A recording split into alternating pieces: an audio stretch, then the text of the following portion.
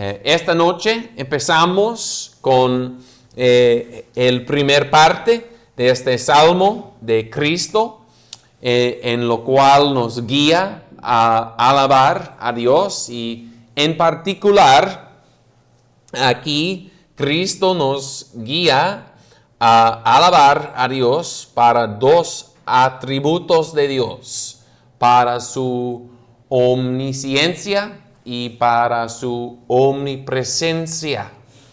Y vamos a considerar estos dos puntos: la adoración del Dios omnisciente y la adoración del Dios omnipresente.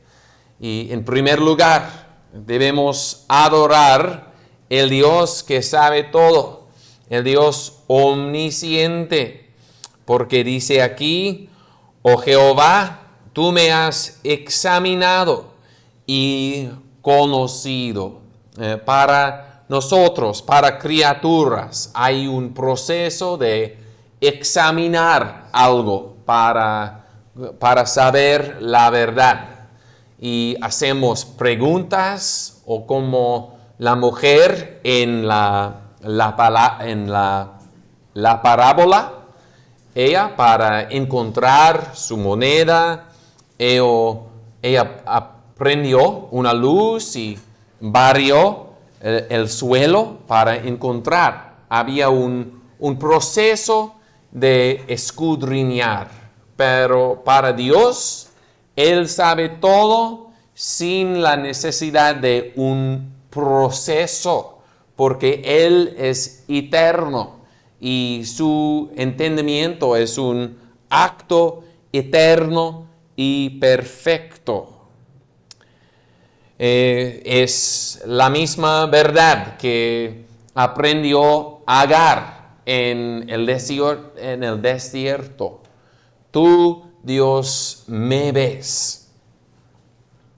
Vemos aquí en el Salmo sobre el conocimiento de Dios, que es un conocimiento personal.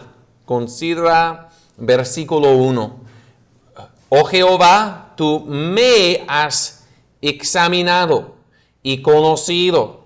Cuando consideramos este salmo como salmo de Cristo, entendemos que cuando Cristo cantó y usó este salmo, Él dijo: oh Jehová, tú me has examinado y conocido.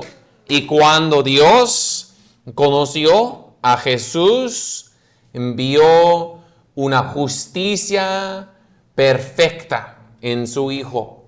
Cuando Dios vio a Jesús, vio perfección. Y qué consuelo hay en esta verdad, porque en Cristo hay la justicia perfecta que necesitamos.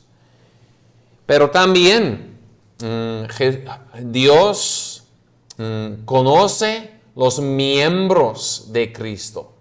Y cuando Dios ve los miembros de Cristo, Él ve cuando hay gracia en los miembros de Cristo, en un creyente, en un cristiano. Hay gracia, hay una vida nueva por el Espíritu Santo. Hay la gracia de fe, de amor, de paciencia y todo gracia. Cuando Dios ve a su pueblo, ve sus gracias. Y el Dios puede ver gracia más que tú puedes ver gracia. Hay tiempos en que el cristiano piensa: no tengo ninguna gracia. Pero Dios todavía sabe la gracia de su pueblo. Dios sabe también el pecado de su pueblo. Él sabe los deseos pecadosos, los pensamientos pecadosos de su pueblo. Y es una razón por lo cual debemos matar cualquier pensamiento malo. Dios sabe todo, gracia, sabe pecado, sabe también las enfermedades de su pueblo, porque Cristo conoce la enfermedad, porque fue crucificado en enfermedad. Y Dios tiene compasión de su pueblo. Y sí, el conocimiento de Dios es tan personal. No sabe solamente ese hombre ahí, pero Dios sabe a ti. También Dios sabe los impíos. Es una verdad también que aplica a los malvados. Quizás tú has entrado en este lugar sin gracia, sin fe en Cristo, sin amor para Dios y sus mandamientos. Quizás no hay temor de Dios en tu corazón. Dios sabe, puedes engañar hombres, pero no puedes engañar el Dios que sabe todo. Oh Jehová, tú me has examinado y conocido.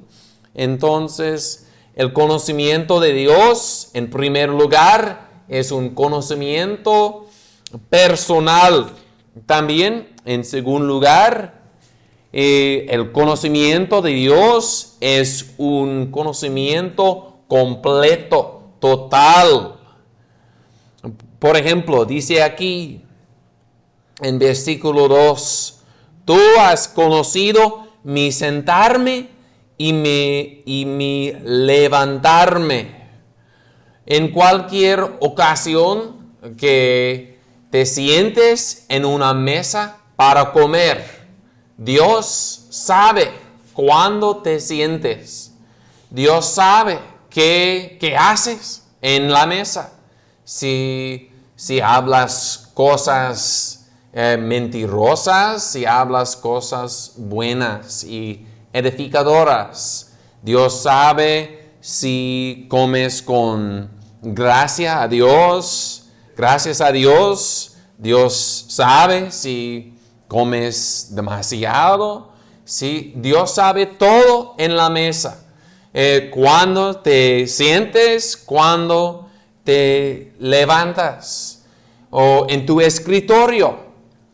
Unas personas estudian en un escritorio o trabajan en un escritorio. En cualquier ocasión que te sientes en tu escritorio, Dios sabe y sabe cuando te levantas del escritorio.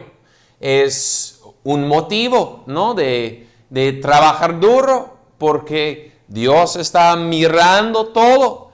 Si estás pasando tiempo en vano en el escritorio, Dios sabe. Dios está cerca también para ayudarte en tu trabajo, ahí en el escritorio. Sí, Dios sabe todo, tiene conocimiento completo. También en el versículo 2 dice, has entendido desde lejos mis pensamientos. Sí, los pájaros en los árboles pueden mirarnos desde lejos y no estamos pensando en los pájaros ahí en los árboles, pero mucho más el Dios. Él está arriba en los cielos mirándonos y Él sabe tus pensamientos. Si tienes pensamientos turbados, Dios sabe. Si tienes pensamientos de los problemas, si estás muy encargado, Dios sabe y Dios tiene cuidado de su pueblo. Dios sabe los pensamientos meditando en las Escrituras. Si estás caminando y pensando en las Escrituras, Dios sabe y Dios tiene gusto en tus pensamientos, o si tienes pensamientos malos, pensamientos de codicia, Dios sabe, pensamientos de venganza, Dios sabe todo. Y cuando las Escrituras nos llaman a arrepentimiento, nos llaman a arrepentirnos de los pensamientos malos, porque Dios sabe todo. También el versículo 3, mi senda y mi acostarme has escudriñado, y todos mis caminos te son conocidos. Entonces, en la vida tenemos movimientos, porque en el versículo 2 describe los tiempos en los que no estamos moviendo. Cuando estamos sentados, no estamos moviendo, pero versículo 3 describe los tiempos de movimiento, ¿sí? En cualquier viaje que has tenido en esta vida, Dios sabe. En un viaje para ver los parientes, Dios ha cuidarte en el camino, y Dios ha proveído un lugar para descansar, y debes dar gracias a Dios por su cuidado sobre su pueblo. Y también Dios sabe el viaje que es esta vida, es como un viaje también, ¿no? Tenemos una senda, y en el fin de todos los días nos acostamos, y en la misma manera andamos en esta vida y vamos al sepulcro y nos acostamos en el sepulcro, y Dios sabe todo la vida. Y entonces, gracias a Dios, porque tiene su galardón para una vida pasado en el servicio del Señor, y también nos enseña que tenemos que arrepentirnos de sendas malas. También Dios sabe la habla de cualquier hombre. Aquí en versículo 4, pues aún no está la palabra en mi lengua, y aquí, oh Jehová, tú la sabes toda. Dios nos ha criado como criaturas de hablar. Las bestias obviamente no hablan, pero el hombre sí habla. Y Dios sabe todo. Las palabras que decimos son las cosas con más valor de toda la vida, la cosa con más significancia en toda la vida. Y como hablamos, así somos. Y es algo que los sabios estudian. ¿Cómo podemos recordar la palabra que queremos usar? ¿Cómo viene la palabra de la mente a la lengua? Pasa muy rápido que recordamos la palabra, pero Dios sabe todo el proceso. Antes que hablamos una palabra, Dios ya sabe la palabra. Y entonces nos anima, porque si hablamos aún una palabra en fe y para edificar otros, Dios lo sabe y marca esta palabra y está agradecido con una habla buena, una habla de amor, cristianismo. Cuando oramos, antes de que podemos formar las palabras, Dios ya sabe lo que estamos pidiendo y rogando, y nos da consuelo en el lugar secreto de oración. A veces pensamos que Dios no oye mis oraciones, pero no es verdad, porque Dios sabe todo de tu hablar.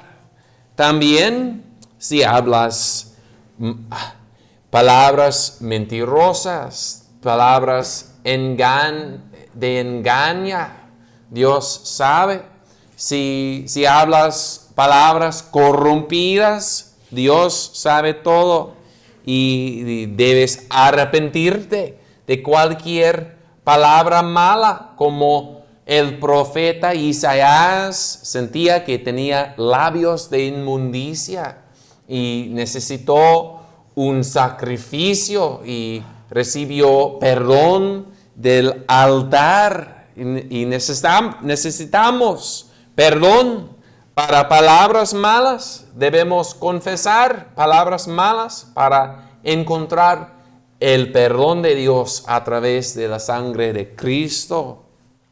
Dios tiene un conocimiento total y no puedes escapar del conocimiento de Dios, como dice versículo 5. Detrás y delante me cercaste y sobre mí pusiste tu mano. Y no puedes escapar. Sí, puedes escapar de un predicador, puedes salir de una iglesia, pero no puedes salir de la presencia de Dios. Es malas noticias para un impío, porque no puedes escapar de Dios, pero para un creyente sí es buena noticia, porque en cualquier lugar que estás, Dios está ahí contigo. Y dice versículo 5, detrás y delante me cercaste. Las cosas en el pasado, Dios sabe, y también las cosas en el futuro, las cosas que no sabemos, Dios sabe, y va a estar también delante con nosotros. Y así que Dios tiene un conocimiento completo y un conocimiento también que nos trae a adorarlo, porque dice versículo 6, tal conocimiento es demasiado maravilloso para mí. Alto es, no lo puedo comprender. Si ¿a qué vale el conocimiento de los atributos de Dios?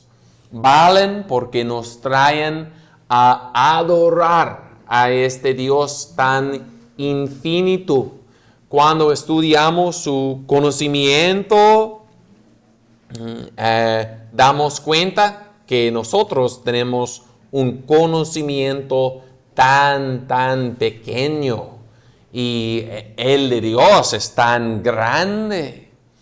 Y sí, Dios ha usado esta realización de su conocimiento en la conversión de pecadores, como Nataniel.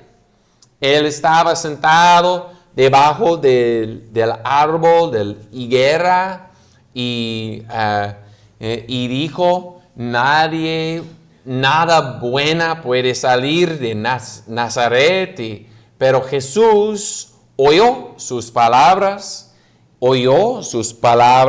necias, pero también Jesús conoció la gracia que estaba adentro de Nataniel, porque dijo, un israelito sin engaño. Entonces Nataniel dijo, tú eres el rey, tú eres el Hijo de Dios, y implica que desde ese día, Natanael siguió detrás de Jesús. También la mujer samaritana dijo que ese hombre me dijo todo lo que he hecho en mi vida. Y este conocimiento la trajo a adorar a Dios. La trajo a su conversión. Entonces, es la verdad del conocimiento infinito de Dios nos trae a adorarlo. Un Dios tan infinito. Y así. El segundo punto es la adoración del Dios omnipresente. Adoramos un Dios omnisciente y también un Dios omnipresente. Tenemos en versículo 7 la idea de huir de la presencia de Dios. ¿A dónde me iré de tu espíritu?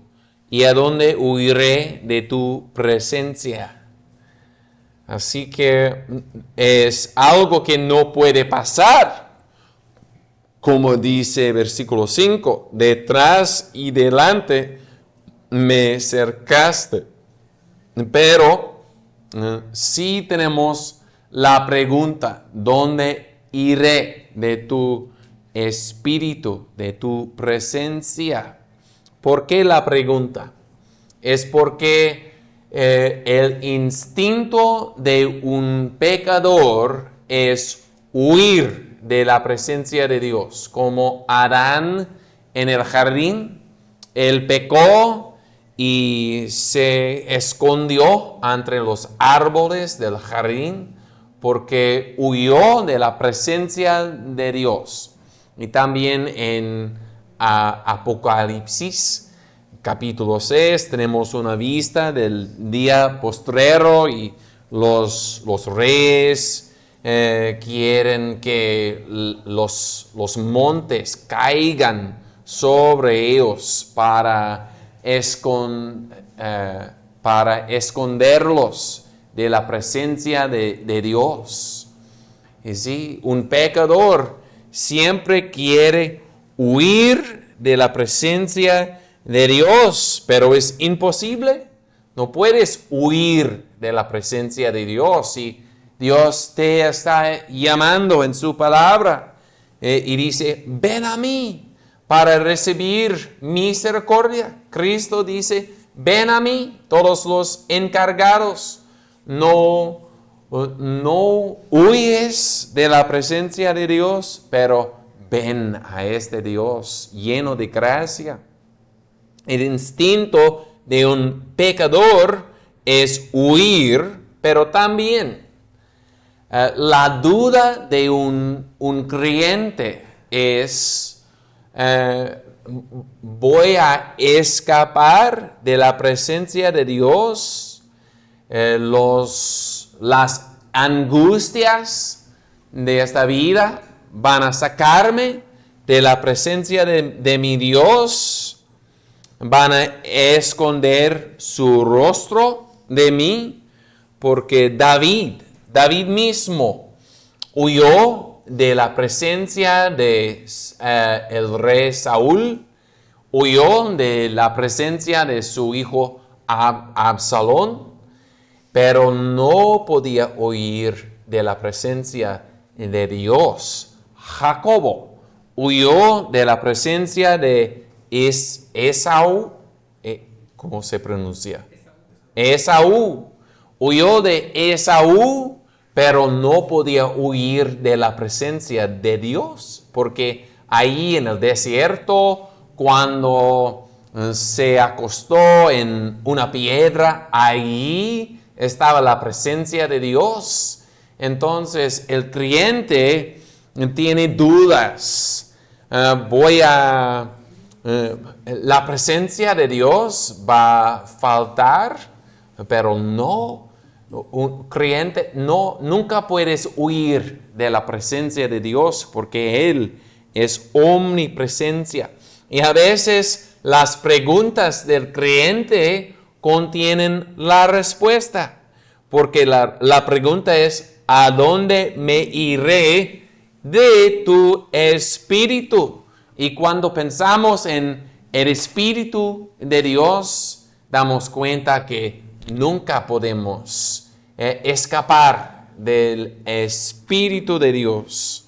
Entonces, David confirme la fe del cristiano en tres maneras. Aquí tenemos tres parejas de cosas.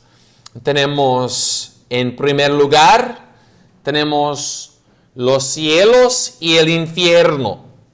No puedo huir de la presencia de Dios porque, como dice versículo 8, si subiere a los cielos, ahí estás tú. Y si en el abismo hiciere mi lecho, he aquí, ahí tú estás. Entonces, para el cristiano, la esperanza del cristiano es entrar en los cielos, donde hay la presencia perfecta de Dios. ¿Y por qué quiere ir a los cielos? El cristiano no es para ver las calles de oro, es para entrar en la presencia de su Dios a través del mediador Jesús. Entonces Dios sí está en los cielos, pero también tenemos que morir. Pero el cristiano sabe que cuando me muera, y mi cuerpo se pone en el sepulcro, ahí en el sepulcro mi Dios estará con mí. Mi cuerpo muerto no va a ser separado de mi Dios porque Él es omnipresente y Él tiene compasión de mí y va a levantar mi polvo del sepulcro en el día postrero. Sí, cuando consideramos los cielos y el infierno, sí, entendemos el consuelo del cristiano. También en esta vida hay tiempos en lo cual estamos casi en los cielos. Hay tiempos de especialmente tiempos de prosperidad espiritual, cuando tenemos una cercanía a Dios y Dios está con nosotros en estos tiempos. Pero hay otros tiempos en la cual estamos casi en el abismo, estamos muy bajo y no tenemos esperanza, tenemos angustia, pero vemos que Dios está con nosotros en el abismo, en esta vida. Cuando pasamos por la valle de la sombra de muerte, su vara y su cuidado nos consuelan. Para los impios, versículo 8 también tiene un punto muy importante. Si en el abismo hiciere mi lecho, y aquí, ahí tú estás. Hay un infierno, y si no arrepientes, vas a ir al infierno. Y Dios está presente en el infierno, no con la presencia de su gracia, pero la presencia de su ira está ahí en el infierno. Nunca vas a escapar a la presencia de Dios. Entonces, arrepiéntete ahorita. Consideramos la omnipresencia de Dios. Consideramos en versículo 8 los cielos y el infierno, el abismo. En versículos 9 y 10, una otra pareja de cosas, el este y el poniente. Si tomare las alas de la alba y habitare en el extremo del mar, aún ahí me guiará tu mano y me asirá tu diestra. Entonces tenemos una transición del este, del lugar de la alba, hacia el poniente, el oeste. Y Dios está en todos los lugares. Considera que el Evangelio ha avanzado desde el este, donde viene la alba, hacia el poniente. Es Salmo de Cristo, son las palabras de Cristo, y Él ha traído su Evangelio desde la alba hacia aquí, el poniente del mundo, y gloria a su nombre. Como dice el apóstol Pablo a los Efesios, que a nosotros tan lejos Cristo ha venido con su Evangelio. Aquí está presente Cristo a través de su Evangelio. También nos da consuelo cuando tenemos que mudarnos. Y quizás hemos crecido en un lugar que conocimos, tenemos nuestras raíces, pero en la providencia de Dios tenemos que mudarnos a otro lugar. Pero en estos cambios, Dios está con su pueblo. Unos cambios son como volando con alas. A veces literalmente volamos en avión, pero en cualquier cambio, un cambio rápido y largo, todavía la diestra de Dios sostiene su pueblo. Entonces, en los contrarios, Dios está presente. Los cielos, el abismo, el este, el poniente, y también noche y día. Dios está presente en versículos 11 y 12. Si dijere, ciertamente las tinieblas me encubrirán, aún la noche resplandecerá alrededor de mí. Aún las tinieblas no ocultan de ti, y la noche resplandece como el día. Lo mismo te son las tinieblas que la luz. En las tinieblas de angustia, con pensamientos turbados, en una noche en tu vida con muchos problemas, con mucho estrés, Dios está contigo en estas tinieblas. También en la noche, literalmente, Dios está presente, igualmente que durante el día, cuando quizás estamos despiertos cuidando un pariente enfermo, y Dios está presente ahí, el mismo que en el día. Quizás estamos despiertos en la noche por como una enfermedad que nos duelen la espalda, las piernas, Dios está presente igual como en el día.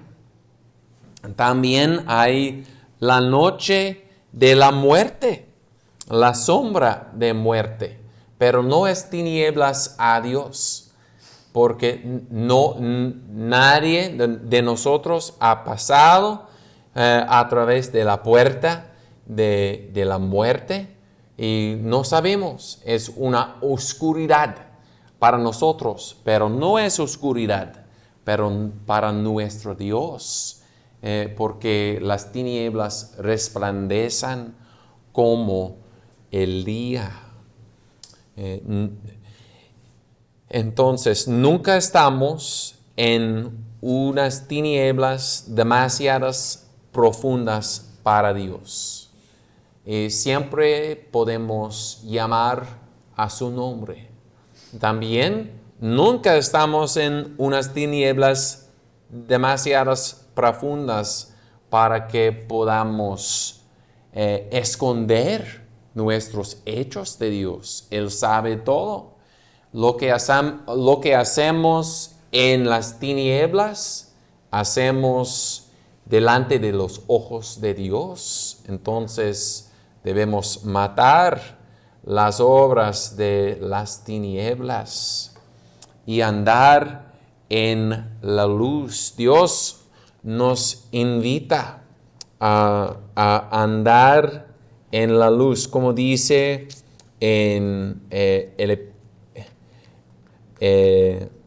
1 Juan capítulo 1. 1 Juan capítulo 1.